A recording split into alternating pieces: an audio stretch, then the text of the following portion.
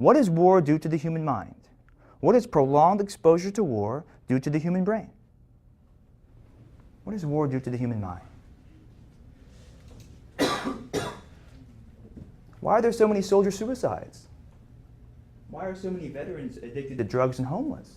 What does war do to the human mind? People go to war and come back. Traumatic stress. Traumatic stress. Traumatic stress. Have all of you heard the saying, war is hell? Even the people who support war will say that war is hell. War is one of the most traumatizing things a human being can go through. War drives people insane. So if human beings were naturally violent, why would war traumatize so many people? If human beings were naturally violent, why would war drive so many people insane? 98% of soldiers in war, in sustained combat, experience some form of psychological trauma. But 2% of soldiers can be exposed to war for long periods of time and kill and kill and kill and never go insane. So why is that 2% different? Why can 2% of soldiers be exposed to war for long periods of time and never go insane? And why can the other 98% not do that? What's different about that 2%? The reason why 2% of soldiers are never driven insane by war is because they were already insane before they went to war. That 2% is composed of psychopaths, people who want nothing more than to kill another human being. And 2% of people in American society and the military are psychopaths. But fortunately for us, they're the 2%, not the 98%. So another question. During World War II, what percent of soldiers in combat who had a chance to shoot at the enemy actually fired their weapons at the enemy? During World War II, what percent of soldiers in combat who had a chance to shoot at the enemy actually fired their weapons at the enemy? What do you think? Yes? I think I actually heard this the other day, 25% shot to kill and 75 shot over. Close. Everybody hear that? It was about 15%. About 15%. Much lower than what most people think, about 15%. Now, during the Vietnam War, what percent of soldiers in combat who had a chance to shoot at the enemy actually fired their weapons at the enemy? Was it higher, the same, lower? What do you think? Higher? How much higher? Guess a number. Maybe 10% higher. 10%, 25%. It was around 15 to 20%, about 15% World War II. You're saying about 25 to 30% Vietnam. You'd think it'd be lower, right? Think about it. In World War II, we were fighting the Nazis, and Japan attacked us on our own soil. What did the Vietnamese ever do to us? Prior to the Vietnam War, most Americans had never even heard of Vietnam. But it was higher. It was much higher. It was about 90%. That's a drastic change in a short amount of time, right? During World War II, about 15% of soldiers in combat fired their weapons at the enemy. During the Korean War, it was about 55%. During the Vietnam War, it was about 90%. Today, it's nearly 100%. So what happened? What happened to cause that drastic change in such a short amount of time? What do you think? What changed? What happened? Yes? Maybe propaganda in the media telling us that the enemy is bad versus in World War II we didn't know as much about the enemy. Propaganda, that had a lot to do with it. And we'll talk about that next. We'll talk about that. But what happened was the training. The training changed. What happened was armies got better at training people how to kill. Armies got better at training people how to kill. The key term is training people how to kill. Killing is not nearly as easy as Hollywood makes us think. Most people have a very difficult time killing another human being, and armies must expend enormous effort in order to train people how to kill. And this problem goes back way before World War II.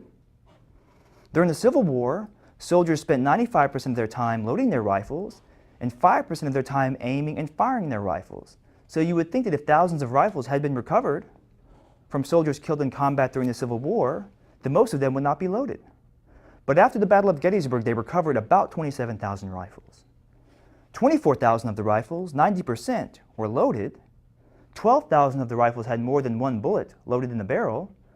6,000 of the rifles had 3 to 10 bullets loaded in the barrel. And one of the rifles had 23 bullets loaded in the barrel.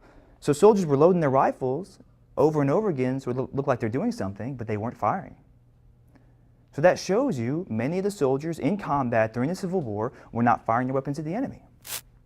So during World War II at a rifle range, soldiers would fire at a target shaped like a round bullseye. During the Vietnam War at a rifle range, soldiers would fire at a target shaped like a human being. And that enabled more people to shoot and kill in combat. But think about that. If human beings were naturally violent, why would every army in history have to expend so much effort in order to train people how to kill? If we were naturally violent, most people would show up to boot camp and on day 2 they could kill people. But that's not the case. So another question. Have any of you read a book called On Killing, written by Lieutenant Colonel Dave Grossman? It's a book all about killing. And it's one of the most uplifting books you will ever read because it shows that killing is a learned behavior. If you want to know where I got a lot of these stats and figures from, I got a lot of them from On Killing, about how many people shot in World War II, Vietnam, 98% sane, 2% psychopaths. I highly recommend you read that book. If you want to understand war and peace, On Killing is a must, because you learn how people are trained to kill. Very important book. Lieutenant Colonel Dave Grossman was a West Point psychology professor and Army Ranger, and he wrote a book called On Killing, The Psychological Cost of Learning to Kill in War and Society, which was nominated for the Pulitzer Prize. On Killing is required reading at West Point, it's required reading at the FBI Academy, and it's on the Marine Corps Commandant's required reading list. On Killing is also required reading in peace studies programs at Berkeley and in Quaker and Mennonite colleges. So people in the peace movement love this book. People in the military love this book. It's a very important book, and I highly recommend it you read it. But in On Killing, Lieutenant Colonel Dave Grossman says that in order to wage war, a country must betray the enemy in a certain way. And every country in history must do this and has done this with no exceptions. Can any of you guess what that way is? How must a country betray an opposing group of people in order to wage war against them? What must a country do? Yes? Dehumanize them? Dehumanize them. Everybody hear that? Dehumanize them. A country must dehumanize them. It must take away their humanity. And this is done through what Lieutenant Colonel Dave Grossman calls distance. And he talks about 3 kinds of distance. The first form of distance is psychological distance. Psychological distance means betraying people as subhuman. And this is often done through derogatory name-calling. And in On Killing, Lieutenant Colonel Dave Grossman talks about how our own country has used derogatory name-calling in war to betray people as subhuman. What do we call the Germans when we fought them? Krauts. What do we call the Japanese when we fought them? Japs. What do we call the Vietnamese when we fought them? What was the derogatory, racial slur for the Vietnamese? Gooks. What do we call the people that were fighting in the Middle East today? What do you always hear in the media? Terrorists? The way that word is used, you would think everyone in the Middle East is a terrorist. What did the ancient Greeks call all non-Greeks? What did the ancient Greeks call all non-Greeks? What was the derogatory racial slur if you weren't Greek? Barbarian. It was a way of making fun of how people talked. The Greeks believed that if you weren't speaking Greek, then when you talked, it sounded like you were saying bar, bar, bar, bar, bar. So they called those people barbarians. So making fun of how people talk and saying that they're making animal noises is a subtle way to dehumanize them. A more overt way can be seen during the Rwandan genocide. Have any of you seen the movie Hotel Rwanda? What did they call the people being massacred on the radio? What did they call the people being massacred in Rwanda? Cockroaches. Cockroaches. The second form of distance is moral distance. Moral distance means I'm good, you're evil, and God is on my side. That is why civil wars are so bloody, because during a civil war, you look like the people you're fighting, you have the same language, customs, and traditions as them, so moral distance is used to make people believe that if you kill the enemy, you're expelling evil from the world. So psychological distance convinces people that they are not killing human beings, but subhumans and cockroaches, and moral distance convinces people that they are not killing human beings, but monsters and evil. And that makes moral distance very deadly. The third form of distance is mechanical distance.